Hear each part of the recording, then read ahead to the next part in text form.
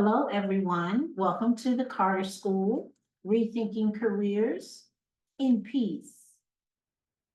I am going to turn this over to our wonderful moderator here, Brian Garrett-Glaser, and he can take it from here. Thank you, Brian.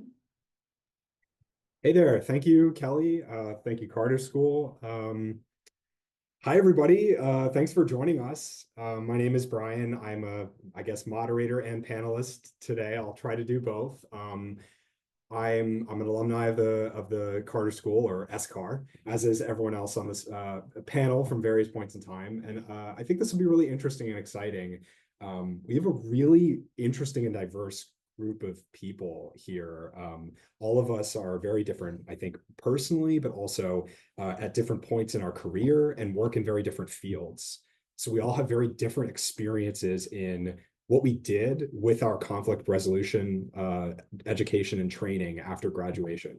So really excited to be here today and to talk to you all. Hopefully we can share some different perspectives on what careers in peace can look like, and some of the learnings that we've discovered over the years of what has and hasn't worked so well for us, and what to look for in a job and how to achieve what you want to achieve out of your career. So with that, I just want to take a couple of minutes to let everybody introduce themselves and just say a little bit about their journey and what their job is and what they do. And then I have a bunch of prepared questions that I think will be pretty interesting, and we can just sort of go through the conversation wherever it takes us. But I also really want to encourage everyone to please ask whatever questions you want to ask. If you want to just type it in the chat, that's great. If you'd be more comfortable just sending it to me as a direct message rather than typing it for everyone to see, that's totally fine too. I've got a pen and paper and I'll try to keep track of everything. But please feel free to ask questions. And after we discuss, some of the questions that I've got planned, I want to pivot to talking about the things that you want to hear about as much as we possibly can. So thanks again, everybody, for joining us. And I guess I'll kick it off by asking maybe Cynthia to go ahead and introduce herself and then pass to someone else. Thank you, Brian. I appreciate it. My name is Cynthia Irmer. I was a PhD student at what was then ICAR, became SCAR, and then the Carter School. And so I graduated back in 2003. Before joining SCAR, ICAR, I'm just going to call it the Carter School, I was a lawyer. I had been a trial lawyer for many, many years, and decided that I wanted to try something that was less antagonistic, found out about the PhD program, loved it. Anybody wants to talk about the PhD program, I would be very happy to have a conversation with you promoting it. When I graduated, I did many things over my career post PhD at George Mason. I worked in the private sector doing peace and conflict resolution internationally for a consulting firm, then ended up my career at the State Department as a conflict prevention officer. I'm now retired and living in Southern California, which is really wonderful, and working sometimes as a consultant on conflict and peace issues. I will now hand it over to Garrison. Hi, y'all. My name is Garrison. I am based in Louisville, Kentucky, and I work for our Louisville Metro. It's a merged city-county government here.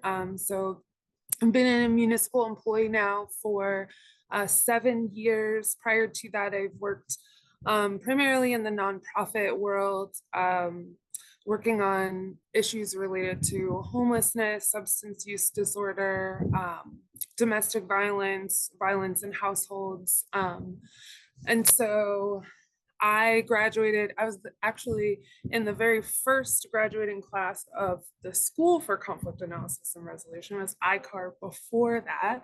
In 2012, I went on to get my master's at Sullivan University here in Louisville, and I have my master's in conflict management, which is a little bit more of an intersection between business and conflict, but I certainly came into my program miles and leaps and bounds ahead of a lot of my other classmates because of my time at Mason and with the Carter School. So now what I do for municipal government is I work in our community services division, and I work on all things related to financial stability for individuals who live in Louisville who are either most of our folks that we work with are low to moderate income, but they're working on things such as resolving credit problems, or they're trying to purchase a home, or maybe they've been in a period of instability with homelessness and things like that. They're trying to become rehoused.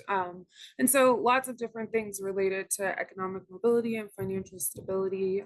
And this degree really prepared me for that in ways that I could have never imagined. So thanks for having me. And we can pass it to Cindra. Hi there.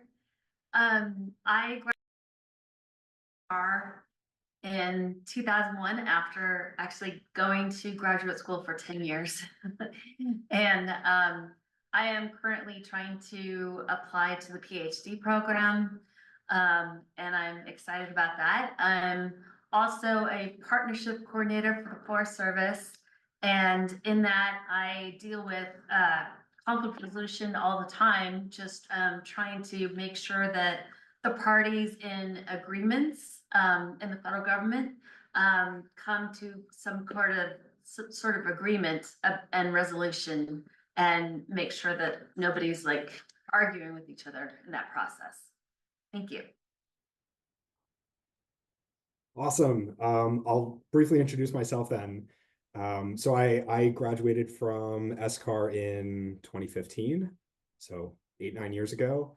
And I originally thought I wanted to work in like international conflict, international relations, think tanks in DC, that kind of thing. And I did that for a little while. Didn't really work out for me for a number of reasons. I couldn't really see the impact in what I was doing, and I couldn't find the right positions. So I ended up pivoting into journalism. And for a number of years, I was a journalist first in sort of the national security, international relations space. And then very randomly, I pivoted to aviation and aerospace, and I was a journalist in that area. And that, after a couple of years of that, I found my way to the company I currently work at, which is a company developing fully electric aircraft, trying to combat climate change by bringing the next generation of technology to market that'll move us away from reliance on fossil fuels for one of the hardest sectors to decarbonize, which is aviation. And so I do communications and PR for that company, which is maybe a little different from most of the people on this panel. I might be the only person working in like the private sector. But for me, there's a million different ways where or how conflict plays a role in what I do in conflict analysis. So we'll get to that in a minute, but I want to first pose a question to everyone here, which is, what did you think you wanted to do when you were finishing up your initial education at Mason? And how did that evolve in the years immediately after graduating? Like how did your thought process and your mindset around what you wanted to do change in your initial years after graduation? If anybody wants to jump in. I'll jump in. I'm a real jumper. So you just tell me when to stop. I would say that my thoughts about what I was going to do with it didn't change a lot. I had a full 20-year career behind me before I decided to go back to school. So I had a pretty good idea what I wanted to do. And I'll just say this quickly, but it's something I really encourage absolutely everyone to do, even if you're just getting out of undergrad. And that is, you already are somebody who has a lot of skills and a lot of connections and a lot of knowledge and desire. Think about how you connect what you're learning and what you're growing and developing in this school work that you're doing at the Carter School, and how it makes you more of who you already are, because that's an easier thing to sell when you're looking for a job than thinking you're making yourself up out of whole cloth. Yeah, I'll jump in. I honestly did not know what I wanted to do. And so I remember 18 years old, I took the Enneagram assessment and said I'm an Enneagram 9, which is the peacekeeper. And so then I went to school. They're like, what do you think you want your major to be? And I was like, I don't know. Yeah, that conflict resolution, that sounds great. And while I was in school, I grew up like really rural, middle of nowhere kind of town. Um, and so what I started to build while I was in school was relationships around, I mean, you're in DC, like if you want to work in the pursuit of justice, there are a multitude of ways to do that. So I got really involved with the environmental group on campus, and then I got really involved just with the environmental movement in general. And as I started to think about the roots of the intersection between people and the environment, I realized like that human component is so essential to being able to pursue justice for anything. So I knew when I graduated that I really wanted to go in that direction. And I just so happened to apply for a job that was working with youth to prevent them from recidivizing into the justice system. And from there, I just sort of, the skills matched, the passion matched, and I just moved forward from there. So the takeaway from that, if you're like, I don't know what I'm going to do after school, felt that happened to me. And then, you know, as I realized where my passion was and where my skill set was, I found the perfect fit.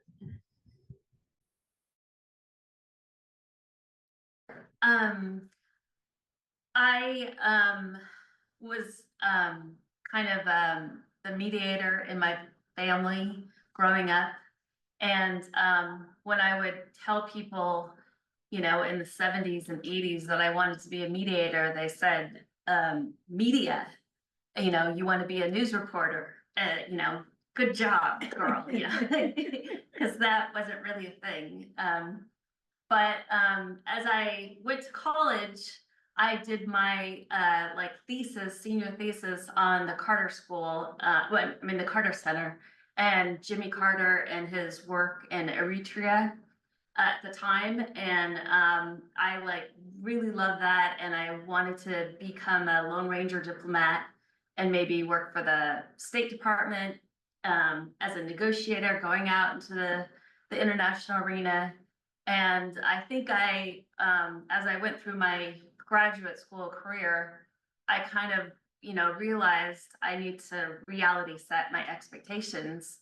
And I realized that really conflict resolution is like in every career.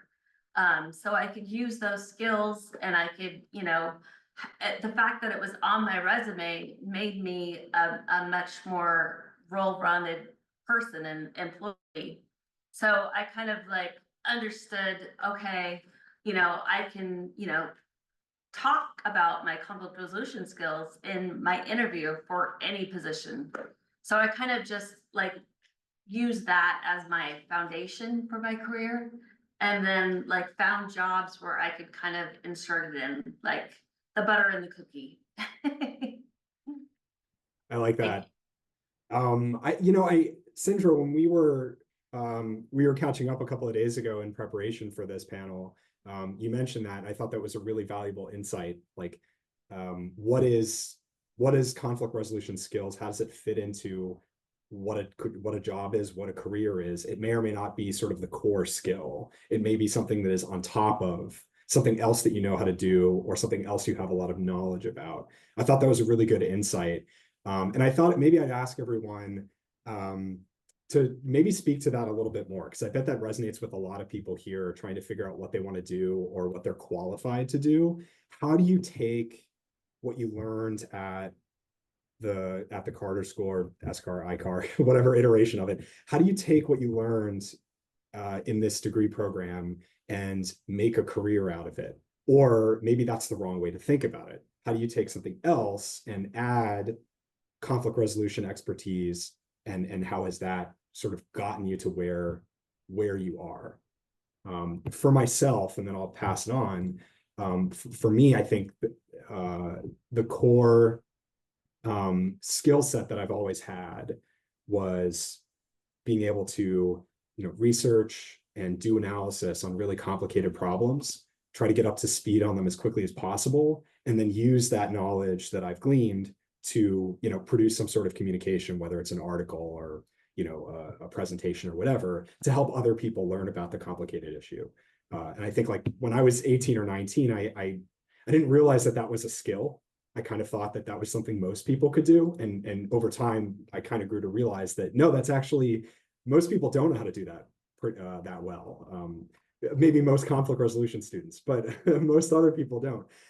And being able, most people don't have five hours or 10 hours to research something and try to learn about it, especially something super complicated with a lot of nuance. And so having the ability to really dive into something like that and make it understandable and get the nuance across for people is a really, really valuable skill set. So, whether I was trying to work in a think tank in DC or later as a journalist, or what I do now, as a communications professional working for this aviation company, it's all kind of the same skill set, just applied to different problems. Certainly for journalism. And for what I do now, there's a lot of super complicated engineering work that my company is doing, and we want to talk about it. And we want to tell people, hey, our aircraft is fully electric and it uses batteries and we're able to make that work. Well, how? We have to explain how does it work and why. And my job is basically to go around to all the engineers and ask a lot of dumb questions and understand how it works, and then try to make it understandable to everybody else. And then more specifically, how conflict resolution plays a role in I think in a lot of organizations this is probably true, but certainly in my company there's often a lot of conflict between executives and people that want to figure out how to communicate and what to communicate and when to communicate and everything else. So we might have a big announcement we want to make, or a story that we want to tell, or we're discussing how we want to position the company or something like that. And everyone from different departments is going to have a different perspective on how to do that, because they're all thinking about different things, right? Our chief financial officer is going to be thinking about the finances, and the CEO and founder is going to be thinking about his crazy vision that he has, and everyone's coming at it from a different angle, and working with each of them to bring everybody together to agree on how to move forward. Especially in really tense conversations, is a lot of conflict resolution work. So I think I found this degree to be a lot more valuable than I might think on the surface when I think about what I do today. Yeah, I'll just add very similar sort of to what Brian said, but when you work in government, and a lot of people think about working in like federal government or state government, if you've not considered municipal government, like that's the secret sauce, in my opinion. So if you haven't thought about that, a consideration, a little plug. But there's a real separation that happens when you work in government between being a public servant who serves the public, who's there for the public interest, and working for a politician. And those are two very separate, but they're very interconnected roles. And so to what Brian was saying, one of the issues that continues to come up over and over in our budget hearings, in our press conferences, when we're having town halls, all of those sorts of things, when council members are convening their different districts, one thing that we hear over and over is about the problem of homelessness, right? But everybody has a different reason why that bothers them. For some people, it's because everybody should have a place to live and a shelter. For some people, it's I'm tired of seeing a panhandler on the corner, somebody do something about that. For some people, it is, and just a slight anecdote about this. A couple of years ago, I was sitting in a budget hearing, and we were requesting, when you think about the population of Louisville, so we're about 660,000 people. And a council person asked during a budget hearing that we were asking for $1 million to go back towards our office of homeless services. And they said, so if we give you this $1 million, how soon can we expect you to resolve homelessness? a budget only lasts for a year and then you have to renegotiate a budget. So like the actual like limit that they're expecting is a year, right? And that's just not feasible or possible. But you have to, the thing that you learn, I think, in this program and the skill that you have is to be able to tell the same story and to tell like the same facts and issues, but craft them to where you know that someone's position is. And that's something that like a lot of people don't know how to do. I'm not sure if anybody's heard, but there's an election coming up really soon. That's the thing. But a lot of times what I hear from people is they continue to say their same positions on things, but they're not willing to meet people where they are to kind of bring them to their reasoning behind their position. And so that's something as you're thinking about moving forward and you're thinking about the skills that, because you're going to be asked that in interviews. People are going to ask you, what do you bring to this position, or what skills can we expect from you in this position? And being able to do that, have varied perspectives and be able to speak to varied perspectives is like super essential, and employers love that. Cindra? Oh, yes. So I would say that you just have to understand that employers are like looking at it from the perspective of who would be the best team player. And when you put, that you have a master's degree or bachelor's degree or PhD on your resume from the Carter School, that says volumes to them about how you are as a team player. That says you have a high EQ, you have communication skills, you have the ability to collaborate, you have the ability to, make sure that there's very little conflict in your project team building. And you're not going to be like a troublemaker, and you're not going to be one of those people that try to compete for something. You're going to look more as, okay, how can we do this together and rise each other up? And I think that's like one of the most important things that you can bring to the table and like project in your interview for any job that you go to.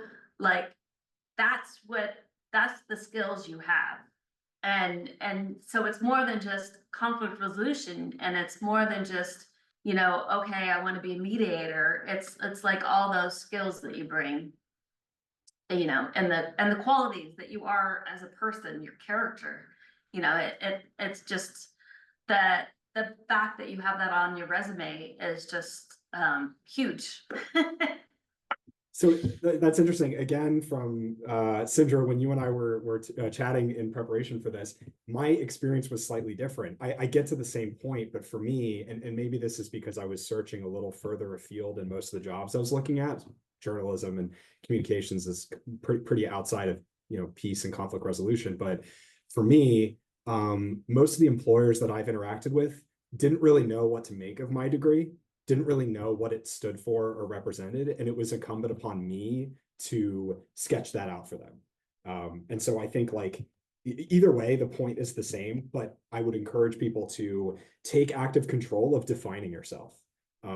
Whether it's in interviews, on your resume materials and all of that. Like C mentioned a minute ago, being able to see multiple perspectives. Again, the type of thing that many of us in this room might take for granted, but I think a lot of people are pretty bad at. And so that type of a skill is really valuable in a lot of situations, but you should, remember to advocate for yourself and to spell out the type of skills that you have that you think are going to be valuable to the position or the role that you're looking at. Well said, Brian, C, and Cindra, all of them, and everybody who's on this meeting here. You may think that these are 3 or 4 outstanding and unique sorts of people who came out of the Carter School, and you're right and you're wrong, because I honestly haven't met anybody in school or since I graduated, and I've met many graduates, everybody is like this. And my belief is that the Carter School does something to light something up inside of us that's already there, that we already were, if we're already out working, or even if we're just coming out of undergrad, we know what we can do well, we know what we love. And I underscore Brian's recommendation that you figure out how to say that, figure out how to express who you are and why you are. What do you do well? What do you love? What? And then say, how has this bloomed into a brand new flower because of all the things you learned while you were at the Carter Center School? And what new skills have you got to underlay everything that you could already do, but now you do it from this beautiful perspective? People would say to me when I was working on my PhD in conflict analysis and resolution, and I became a peace builder out in the private sector and then in the federal government, oh, you're a recovering attorney. Because I was a trial attorney. I loved being in court. I loved standing up for the plaintiff and finding every way to beat the defendant. And I never lost that love of winning. But what I did do was add to it this fuller, more beautiful way of being, which is to say, I can win and you can win, and we can figure out, like Brian was saying, how these things mesh. And like C was saying, it's not because we necessarily may be compatible or have all the sorts of same agreeable ideas, but because we may have underlying interests that actually align. We just haven't explored that. We haven't actually said, why do I think this? Why do I love this? Why am I doing this? And we don't ask others that same question. And to the point that there's an election coming up, one of the things I and my husband do is volunteer with Braver Angels and also with an organization called Common Sense American, which says, I'm never going to lean red or I'm never going to lean blue. On the other hand, I can be respectful in my disagreement with you, and perhaps we can learn, and this is what we're seeing, is there are things that underline our positions that are not different. They're the same. We just go about trying to satisfy them in different ways. So to underscore what everybody here is saying, and that I think is conflict resolution doesn't have to be the job title that you get. And it can be just a very powerful, strengthening part of who you are. As long as you can describe that to yourself and talk about it, you can really sell yourself to an employer or potential employer. Awesome points. So let me just remind everybody, please feel free to type any question that you want to ask or have us talk about in the chat, or if you'd be more comfortable, you're welcome to just send it to me via direct message. I have a bunch more questions and I'll keep asking questions, but would love to talk more specifically to what people in the room are thinking about and would love for us to address. But the next thing I want to bring up is, and we've kind of talked about it a little bit already, but maybe more directly, I wanted to ask about impact. I think that pretty much everyone, at least in my experience, pretty much everyone that is in this program cares very deeply about what they do and the impact that they have.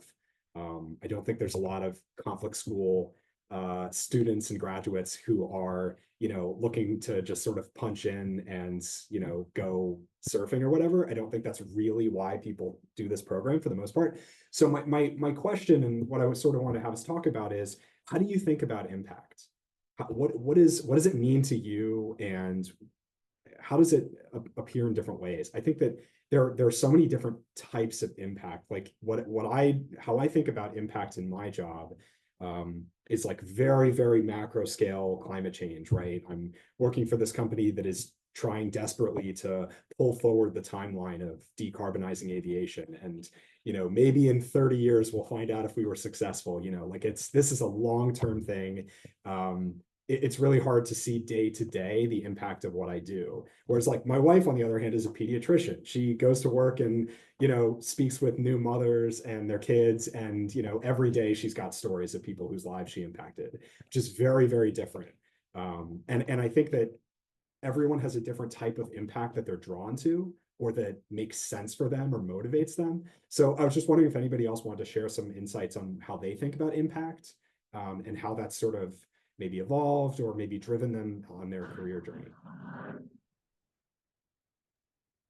So I will say, and I was just going back to my notes that I sent you, Brian, because I am much more eloquent when I have a moment to think about something when I'm just trying to say it off the fly. But I think oftentimes, especially in government, something that you hear a lot is, well, this is just like the way that we do it, right? Even if the process is so archaic and so like it doesn't make sense, and you're just like, why are we still keeping this in a spreadsheet in addition to the software that you just paid for? And why do I have to send an email if it's like there's so many ways in which that shows up, that it's all just like, but that's a very common thing that people say. We've always done it this way. This is the way that works. This is the way that the funder wants to see it, whoever's granting us our money, or this is how the mayor likes it. This is how the director likes it, so there's lots of different reasons why people say we've always done it this way. But if I had to like sum up my experience with the Carter School in like just one phrase, Dr. Mark Gopin, I went on a field study to Israel and Palestine with him back in 2011. And one of the things that happened is that everybody in the class at some point became very frustrated and very fed up with like experiences that we continued to see over and over, where it's just like a lack of acknowledgement of the human element just all over the place. And I decided while I was there that there's this feeling that I can't shake off of like, I never want to feel like this again. I never want to feel like there's a problem that I am not actively attempting to address. And so for me, part of the impact piece is really about finding the place where I can make a change, even however small that is, and just like pushing forward on that. And sometimes that takes a lot of time, but the thing that Dr. Gopin said that I think just like perfectly sums up my experience at the Carter School is he said, good theory takes into account and honors the chaos of practice. And I take that statement with me everywhere I go. And so really, I think that's what like things work in theory until we try something better or different. Things that we do, they're great in theory until we realize that they might be harming someone else. And so that's the piece for me that keeps me moving forward. And that's the impact that I hope to have, is to just challenge the theory a little bit more so that it makes more sense and provides just a little bit more justice in it. I love that. That's beautiful. See, I would like to just add to that because it's in the same vein. And that is, I used to tell my students, I taught conflict resolution to prisoners here at Donovan Maximum Security Prison, as well as at the Kroc School and at the Carter School to master's and PhD students. And there was a lot of frustration everywhere. People saying, why I feel like I need to change this. I want to change things. And one of my big things to whoever's my student, including anybody I work with, our job as peace builders and conflict resolution and whatever it is we're doing is not to change the world, not to save the world. It's to do whatever we can do, whatever our part is, whatever our piece is, because nobody else can do that. And I think I probably stole that from Gandhi or somebody, but it's that big impact, in my view, is not something that's going to happen from one person or 20 people or 100,000 people. And if one person doesn't do absolutely everything that they can do with the skills they have, the knowledge they've acquired, the love, the passion they bring to whatever it is, if they don't do it, it won't get done. So that for me, that's what impact is. I think that's amazing. I don't know, Cindra, if you wanted to add to that or. Yes, so I want to get my PhD in conflict analysis and resolution. And the thing I want to do with that is build conflict resolution centers in at-risk communities in the US and third world countries experiencing internal conflict that focus on specifically teaching and training youth in conflict resolution. And I believe that we can train even as young as like 1 year old and 2 years old and 3 years old, because that's when it becomes a part of you and a part of your personality and who you are, your identity, and like the 0 to 7 years. And if you are able to like have it as part of your identity, then you grow up and you spread it into your like little circle, which becomes like more and more because they all spread it to their circle. So it just kind of spreads throughout the community. And if you are able to spread conflict resolution skills and those communication skills and that collaborative mindset, then basically I think that prevents conflict in those communities. And also what I learned by studying the Carter Center when I was going through my bachelor's degree and doing my thesis was that when you kind of implant someone from a low context culture into a high context culture, they don't really pick up on the subtle cues of communication. So the most effective mediation is someone that is grown from the grassroots and just grown up in that high context culture. Then they understand, the communication and they understand conflict resolution because they've had that conflict resolution training since they were young. So that's kind of the impact that I want to have on the world. That's awesome. Thanks. So I'll make one more plug for anybody who wants to add some questions in the chat. Again, I want to make this as valuable as possible for everybody who's listening. But I wanted to maybe bring the conversation back to the headspace probably that most people in the audience are in, where they're trying to sort of make the transition from or prepare for the transition from education to work, to professional work. And I think that that's a really challenging transition to make. I think for me, it was stressful and not always easy. I think a lot of people find it challenging. And I think that this degree in particular can be challenging. It's not, a nursing degree or something that like very clearly matches up with a job. Like we were talking about earlier, it requires you to sort of, pitch yourself, explain your skills more than some other degrees. So I wanted to maybe ask,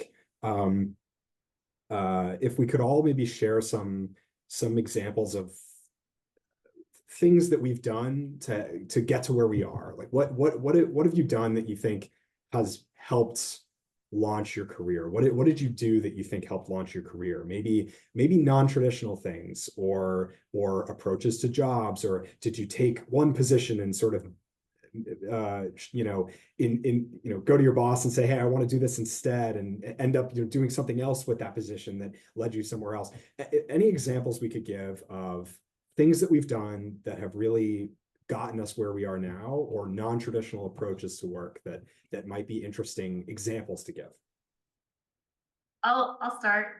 So I was in a position that I wasn't really feeling, I wasn't really realizing my potential, and I wasn't really happy.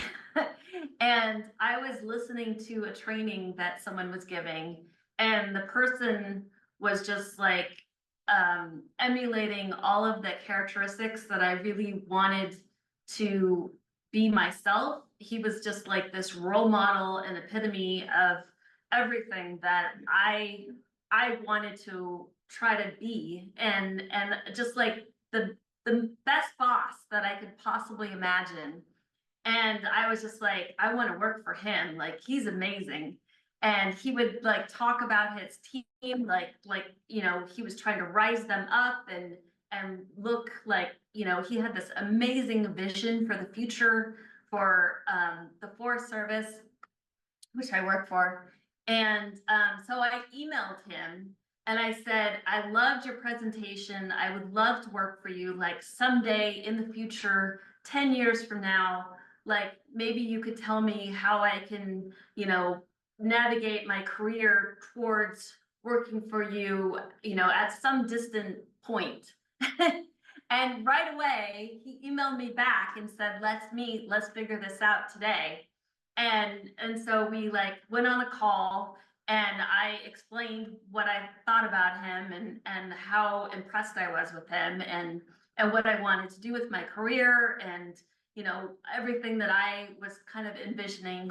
And he literally had me start work for him like 2 weeks after that. Like, he Wow.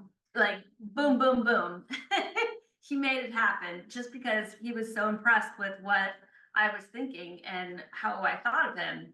And so, you know, I would say, you know, the lesson from that is, you like, if you don't think that you can do it and you don't try to do it, you won't do it.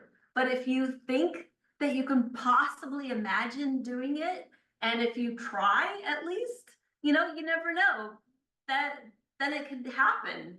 But if you just say to yourself, oh no, that's never going to happen, he would never hire me, I'm not even going to try, then of course it's not going to happen. So, you know, just try and just imagine it, and then you just never know what's going to happen.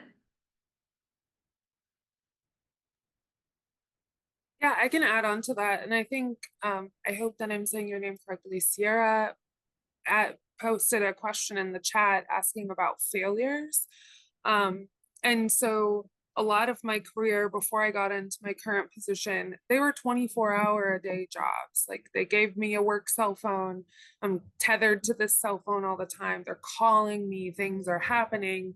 You know, the opioid crisis, very real still today, especially in Kentucky, and especially in Louisville, because this is really the only city in the state with the resources to help support people in their recovery decisions. And even then, it's not enough. But I got to a point in my career where I was coming home every day from work and just crying because it's so hard and it's so heavy and I'm burning out, and I don't know how to say that I'm burning out because I'm like, now isn't the right time to take a vacation. Like, if I'm sick, like, I can't possibly take off to go to the doctor because there's so many things that are happening. And you can only live like that for so long. And I lived like that longer, honestly, than I should have. But, you know, as I'm perusing job opportunities, when you apply for a job with the government, those jobs are very vague because they do job classes. And so just because what my class is matches up with the health department doesn't mean that our two jobs do the same things, but they use a uniform job description. So it says, hey, you're going to be in the community services department in this position, and that's it. So I go on the website, I'm like, let me research what community services does. There's 9 divisions.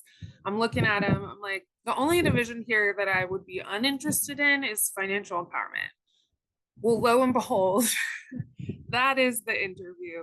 And I felt really skeptical because I feel like a lot when I hear people talk about financial empowerment, financial literacy, those sorts of things, I feel like I hear people often want to place it as a matter of solely personal responsibility, that people aren't managing their money correctly. And so as a person who's worked in homeless services for a very long time, I feel very protective of the people, right? And like, I don't want somebody to have some sort of financial issue that they want to talk about and they go and they basically just get like blamed to death for why they're in their circumstance. And so I felt really skeptical about taking the job. And I was like, I'm not, like, I'll give it 6 months. I'll see how I feel. You know, it's a good pay raise. Let's see what happens. And now I'm 7 years into it. So obviously, you know, I got in there and I found the thing that made it work for me. And so that's another recommendation that I have is like, you're never going to go job searching and find, almost never will you find conflict resolution as a line item in the job description. You're never going to go in to a job and it's like, if you know how to do peace building, like you are the person. And so you really have to find the ways in which you can use your passion to affect the things that are those bullets on the job description. And every job description is going to say at the end of the day, they're all going to say other duties as assigned. And I'm a real advocate for being a disruptor of that and saying like, if there's other duties as assigned, I want to have control over what those are. And really be open and approachable with your supervisor or whoever is leading you to say like, I want to have flexibility to explore this. Like I have the roles and the responsibilities that I have and the things that I do, but I want to be able to really blossom something out of like what matters to me. Right now, I pretty much manage my own workflow. I take on the projects that I want to take on. I push the issues that I want to push. I get into policy if I feel like I'll move into direct service a little bit later on. Like I have that ability to move around, and it's because I've crafted my image as an employee as someone who's going to go where the need is and also just bring everything that I have, all of the skills that I know. And even in thinking about that, please, please, please never delete anything that you create. You never know when you'll come back and be like, gosh, I made that document, where is it? And find it, and it will just save you. Like, work smarter, not harder. But yeah, really being willing to like lean into something that's kind of out of the box of the role, just to make sure that you feel fulfilled, that your bucket is being refilled.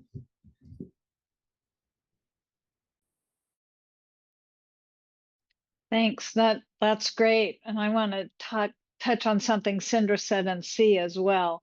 From Cindra's perspective, and from being the gray hair in the group here, I would tell you that I have met with so many graduates and people who are just applying for jobs and people who are thinking about going to the Carter School, just to talk, just to have a cup of coffee and have them ask me, well, how did you do this? And how did you do that? And what if I wanted to do this? And do you know anybody here?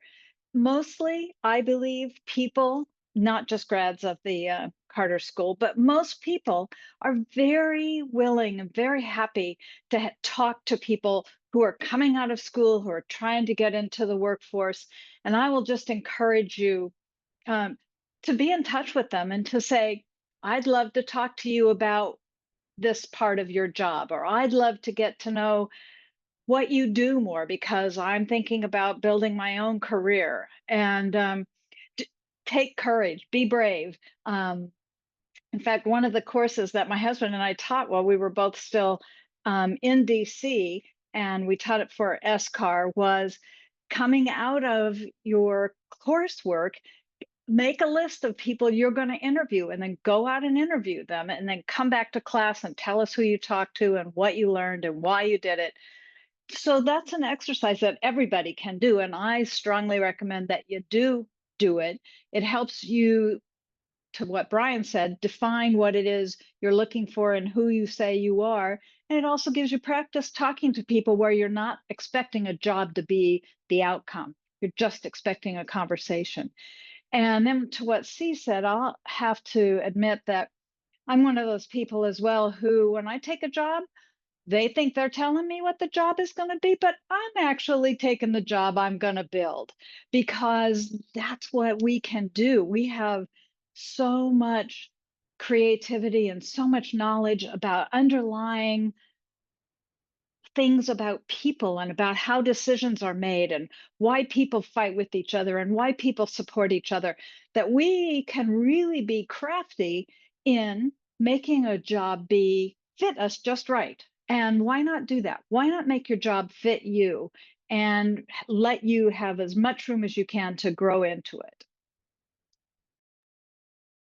Awesome. And on that note about reaching out to people and connecting, I'll just call attention to what Cora Jackson put in the chat.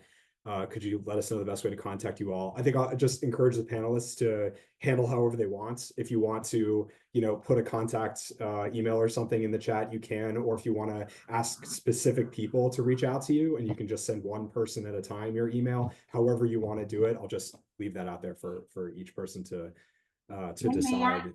May I add to that, Brian, that they can also reach out to the Carter School alum at gmu.edu if they want to connect with one of you all. And I can also facilitate in that way. So that's Awesome. just another option.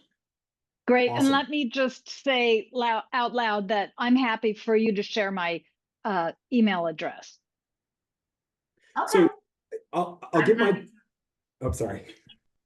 I'll give my sort of experiences with non-traditional weird things that I've done and career journey and failures as well. I think I have about a half dozen interesting kind of examples here. So I want to go through a few that may or may not be interesting. Because I had a pretty weird career path. When I was in school, I really wanted to get involved in international relations. I really loved writing. I wanted to, write for like foreignpolicy.com or like Foreign Affairs or something, but they don't really accept submissions from undergraduate students most of the time. So a couple of friends and I actually just launched a website. We just called it nationsandstates.com. I think the domain has expired, but we called it Nations and States. We just like spent some money and had someone make us a logo for like $50. And then we launched a website and we just like wrote articles. We created our own editorial process. And then we solicited submissions from all of our friends. And we ended up publishing like 100+ articles on this website.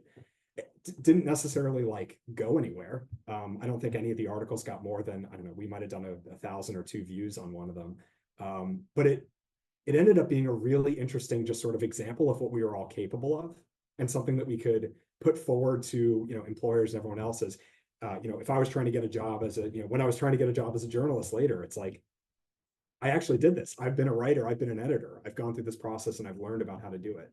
And that was just sort of a random thing that we launched on our own. And then after I graduated, I ended up working at a weird company. A guy was trying to start like a, what do you call it? Like a lobbying firm on behalf of foreign governments in DC. Very interesting realm of work. Really interesting character. Got to do some really interesting things, met with ambassadors and all sorts of fun stuff. Guy ended up being relatively morally bankrupt. So I left that really quickly. And then I applied for a position that I thought was being sort of like a communications consultant at the State Department. And for whatever reason, I ended up working instead on a contract with the Department of Veterans Affairs. Didn't really have a lot of interest in Veterans Affairs. I think it's great. I think it's important, just not really what I wanted to do. But hey, I'm doing communications, right? Digital communications, social media, whatever. I'm sort of going in the direction I want to go in. So I was stuck there in limbo for like almost a year while I thought I was going to eventually be transferred to the State Department. But in the meantime, I tried to figure out what can I do that's interesting here. We did a number of sort of like digital events, like, veterans asking questions on Twitter and Facebook and stuff like that. And I pitched, we really wanted to do something around mental health. We had the VA hadn't done any of these events around veterans' mental health yet at that point in time. And it was obviously incredibly important. But, talking about mental health back and forth on like a Facebook post, not really going to get to the core of the issue, I think, and not really going to tackle people's concerns about, applying for therapy services or anything like that. So I pitched, why don't we do a live stream? And I figured out, I don't know, I'd been active on like video games and live streaming and Twitch and whatnot. So I understood how to use platforms like OBS and launch a live stream. And I got the VA to agree to do it. So we did the first ever live stream. We went to a a VA hospital or clinic. I think it was a mental health clinic in Maryland, and we set up a live stream and had former veterans who had formerly gone in to seek therapy and support services talk in conversation on camera with clinicians about their experience seeking help, which I thought was really powerful and just like a much more full way to talk about the issue. So, I found a way to do something interesting and novel, even in a position that I really didn't have that much interest in, to be honest. After that, I ended up in journalism. And then after that, I worked at a startup media company for a couple of years. And when the company ran out of money, everybody in my life told me that I would do great on Capitol Hill.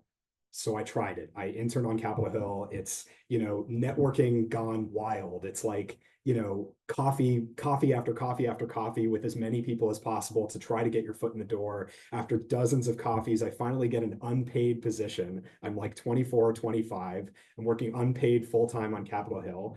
And to be honest, I didn't do well. It was not for me. And I kind of semi got fired from an unpaid position on Capitol Hill. I got downgraded from a full-time internship to like a part-time nothing internship. It was like an even worse internship. Just totally didn't work for me for a number of reasons, but failure happens. Not everything is going to be successful. Even things that people tell you, or maybe you think this is going to be the perfect fit for me, sometimes doesn't pan out, and it's all learning. You got to just take it and learn from it and move forward. Figuring out what is not right for you is often just as important as figuring out what is right for you. So I guess that's what I'll say there on failure. But I don't know if anyone else wants to talk about failure, or I can come up with a different question.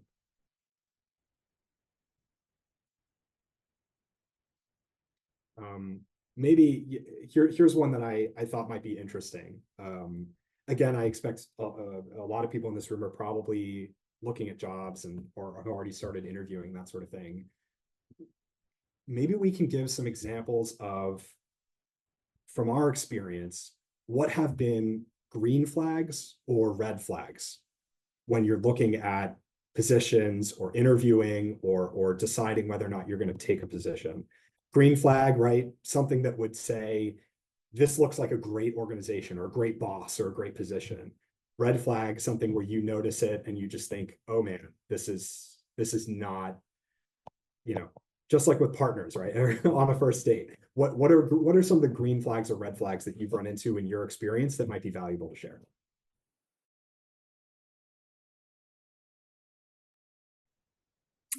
Green flags are places where when you walk in the door on the first day, like you've already, a huge red flag for me is when I get told, if I'm starting a job, like meet at this address at this time on your first day, right?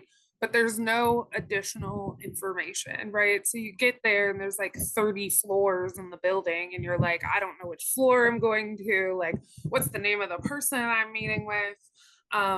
And I'll tell you one job that I had, the first day, they didn't know, they were like, oh, we only planned like, 3 hours worth of stuff for you. So the rest of the day, we're going to have you work in the soup kitchen.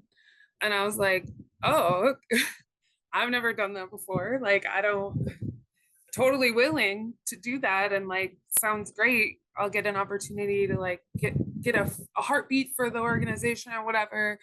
And then I came back the next day and they were like, we still don't have anything for you to do. We're sending you back to the soup kitchen. And I was like, is that my job? Like, can I expect this moving forward, that if you have a down day in workflow, that the expectation is that you go do another job? And so anytime it feels like they're not super prepared for you to be there, or they're not really entirely sure. And that's not to say, sometimes, like when I took my current position, this position never existed before, right? And so they were like, we're not entirely sure how this is going to morph over time, but we have this list of like 10 things that we already know like are going to be a starting point. So you don't have to know everything, but if it feels like the organization just feels tremendously unprepared for what's going on, and when you arrive, that's a red flag. A green flag, if you instantly go into the place on your first, second, third day and you already feel like you can see yourself there, that's the biggest green flag that I think you could possibly have. If you feel like it's a good vibe, and I am a person that's like, do the vibe check and trust what your body and soul is telling you. Like, if this does not feel great, it you might be wrong, but you also are probably right. But if you go in and it just feels like the right place to work, like you feel like people are saying things that matter to you, that care to you, that they feel like they're taking care of what needs to be taken care of in the right way, like that's the best thing. And you don't always get that, but when you do, like, keep that job and see where you can go with it. Just to underscore that really briefly, because I think so many of those are really great points. Talk to as many people at the organization as you can. Like, don't just talk to the people that are interviewing you. See if you can find a few minutes to walk around, just introduce yourself, just talk to other people and try to get a sense for what they're like, but also, do they feel like they're open? Do they feel like they can be open? Or do they feel like they're closed off because they're not sure? Or, it's going to give you a good sense of the vibe of the organization and how people are acting in the presence of a non-employee. Do they feel like they're able to talk freely, or do they feel like they're censored? I think you can pick up on that from talking to a couple of people more than just like the person that's interviewing you.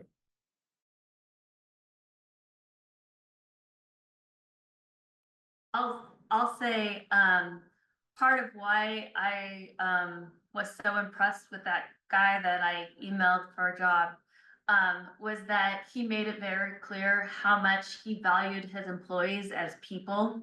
And he was very focused on work-life balance and making sure that people were mentally healthy, not just physically healthy. And he's constantly telling us things like, you need to go for walks and get away from your computer and take your leave and focus on family.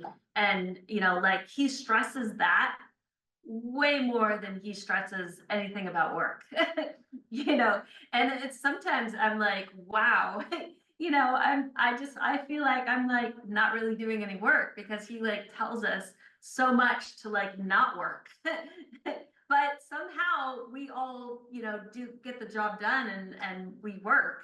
We just are not like stressed out about work. And I think that's the best environment to look for, is just look for an employer that values you as a whole person, not just you doing your job.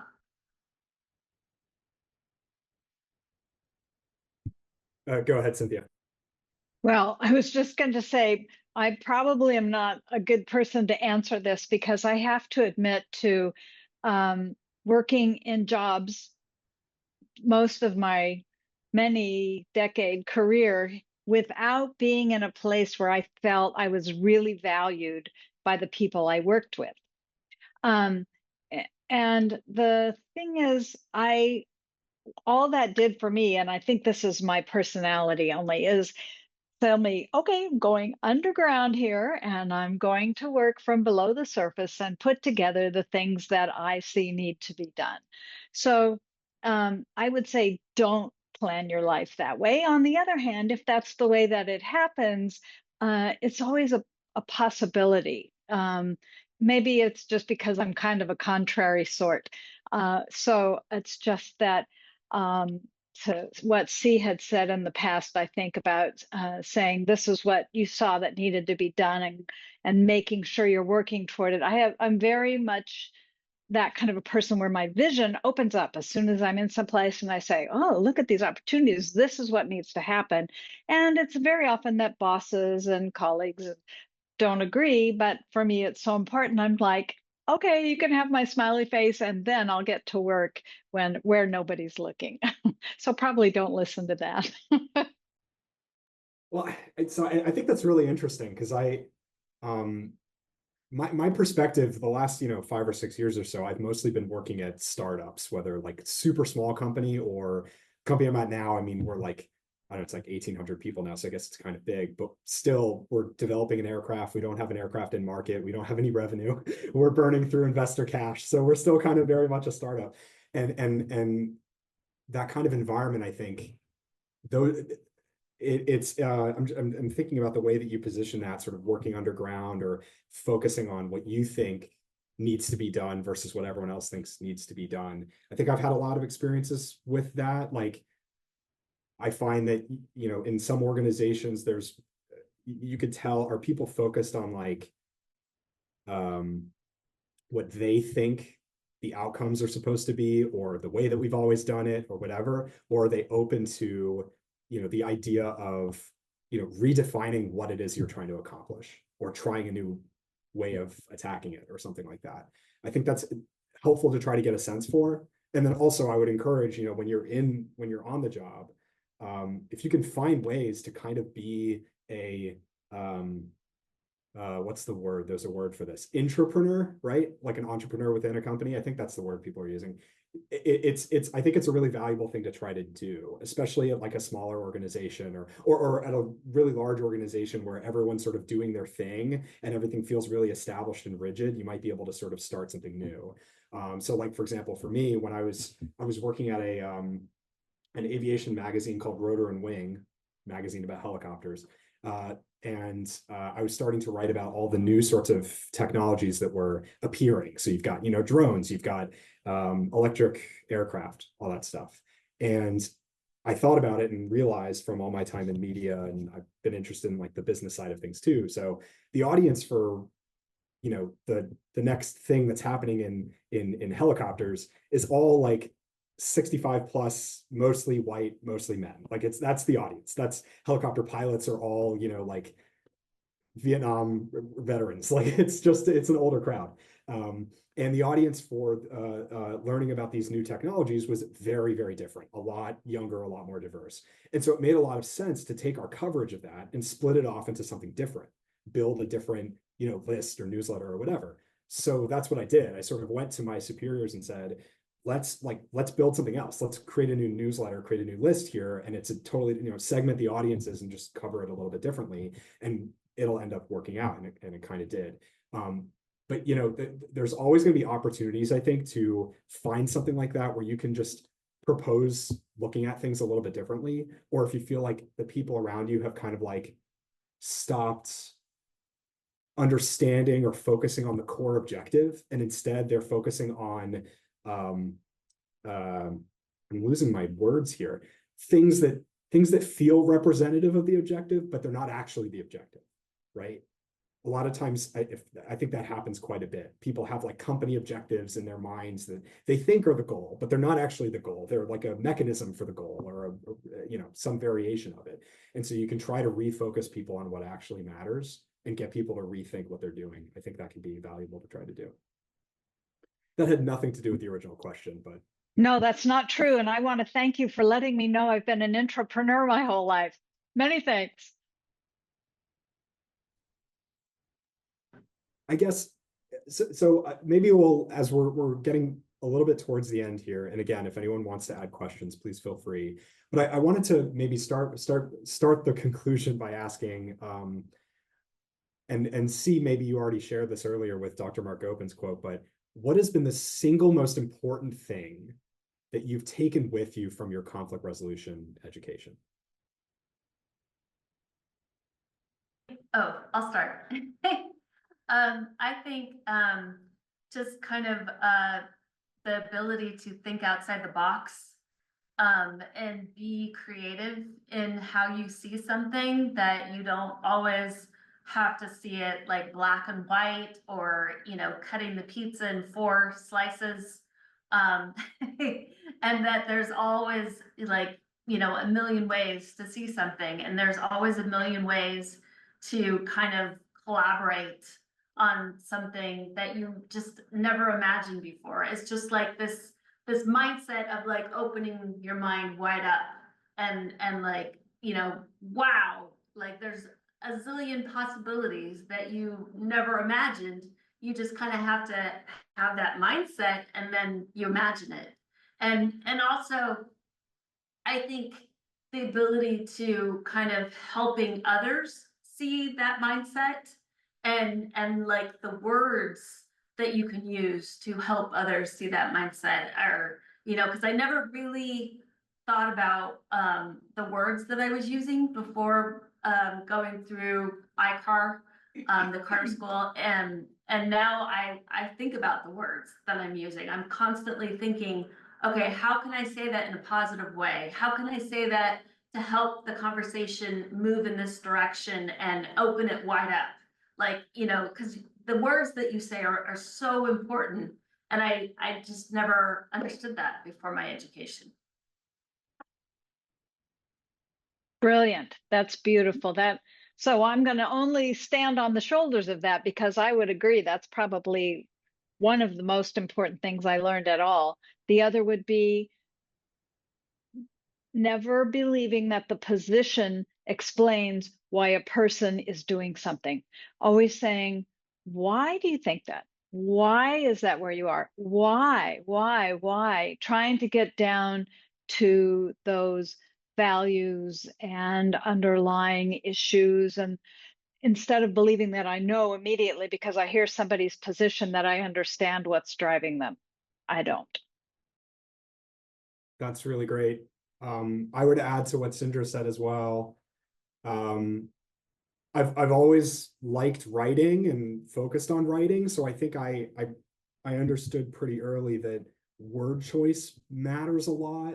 What I think I learned to build on that, I started to learn at SCAR, and then over the course of my career, is it's not just about the words, but also like your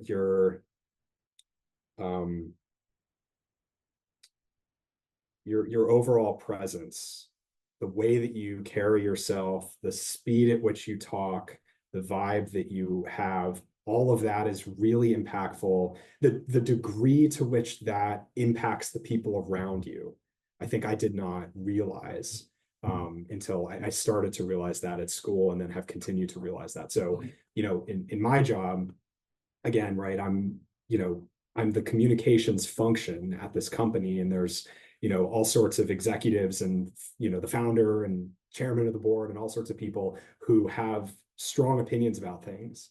And what I've grown to realize is that the more tense or stressful the situation is, the more important it is that I do everything I can in how I'm dealing with, how I'm carrying myself to bring that down. The more important it is that I don't contribute to that stress level and intensity, right? So when things are really heated, when it's our executives are in a room, we're a publicly traded company, so every quarter we have to talk to analysts, and we have to present what we've done, and we have to answer their questions live on a conference call. It's really stressful. I'm really happy that I don't have to do the call, but I do have to prep the executives. So we go through and we put together all the questions we think we're going to get, and then we get in a room and we practice them. So I sit there and I ask the questions, and then we go over the responses, and people get in really heated arguments over what the right way to take the question is. Or, we know that, we didn't deliver on this quarter, so that's going to be a soft point for us. How do we sort of handle that? These are really intense things to try to figure out properly. And, often we're doing this like in the week leading up to the call. So it's just a really intense moment, and there's a lot of nerves. And again, the way that I carry myself and the way that the energy that I bring to that room and that conversation is really impactful in how everyone else, handles it. And ditto to all of that. The number of times I've been in strategic planning and we're doing so well for hours and hours, and then we get hung up for 2 hours on like a word or a set of words, and I'm like, it's not the goal of all of this. But the other thing too that I just wanted to say is that more than anything, what I learned is that I still to this day have been in the workforce now since 2007, but I don't know anything. Like you learn skills, you learn things, you come out and you feel like, yeah, I'm ready. And then you get into a job and you're like, I know 0 things. And so the other thing, if you find yourself looking for a job, or you find yourself graduating and you're like, I have no idea what I'm doing, ditto, and I've been doing this for a long time. So like also just being challenged and taken to task of continuing to be willing to learn and to think like, you know, I thought I knew the best way of doing this, or I thought I knew that I was being appropriate, and I've just learned new ways of doing things and new ways to show up. And showing up is the most important piece. So maybe I'll ask one final question here, and then unless anyone else wants to drop something in the chat, we can maybe call it there. But the final thing I want to ask is just, what is the one piece of advice that you want to give to the people in this room, to people that are soon to be graduating or looking ahead to graduating and trying to figure out how to navigate their career? Something we haven't gotten to yet. What is the one piece of advice that you want to give?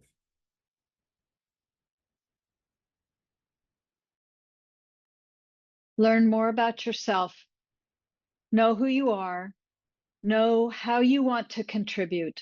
And then figure out how to braid together that with what you bring out of your education at SCAR, at Carter School.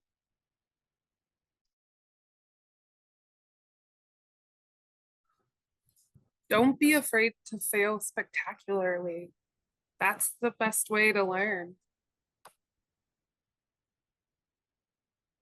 I would say research. When I was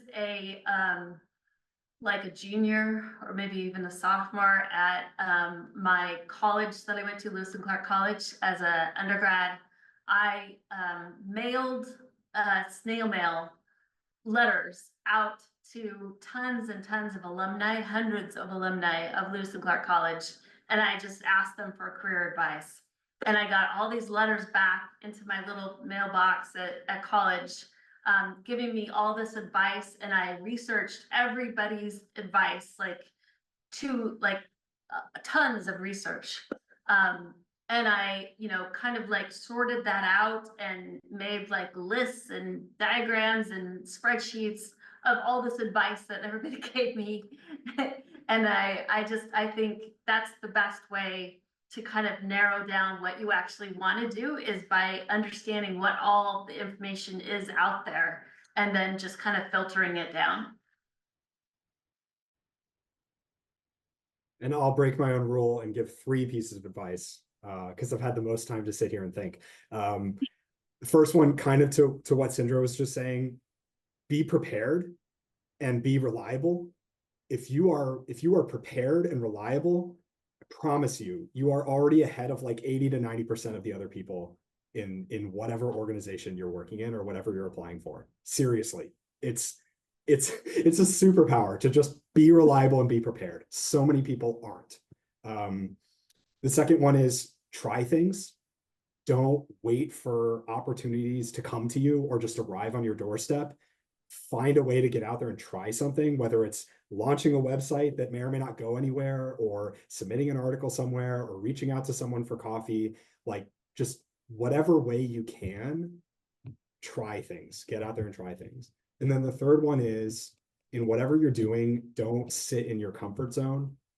If you're sitting in your comfort zone and you're totally happy with what, or comfortable doing what you're doing, you're not in the right place. And the other side of that is, if you're looking at a job description, or you're, talking to an interviewer or whatever, and you think to yourself, I know how to do all of this, like I'm perfectly comfortable with this job, maybe that's actually not the right job for you. Like, or a better way to frame it is, I think people look at job descriptions and think like, oh man, I know how to do this, this, and this, but I don't know how to do that. And I've never done that before.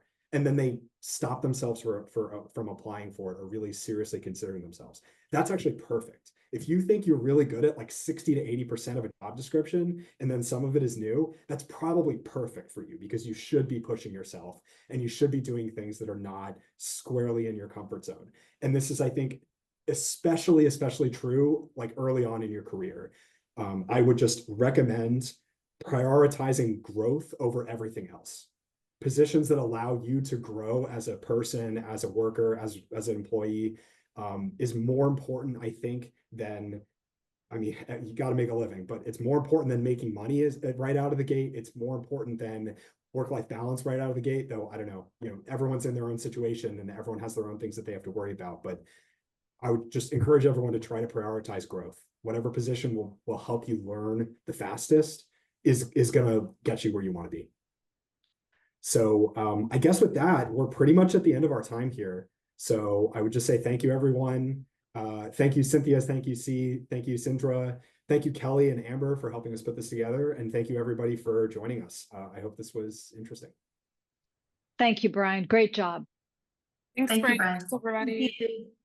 Thank you so much. It was wonderful, guys. Thank you again for your time.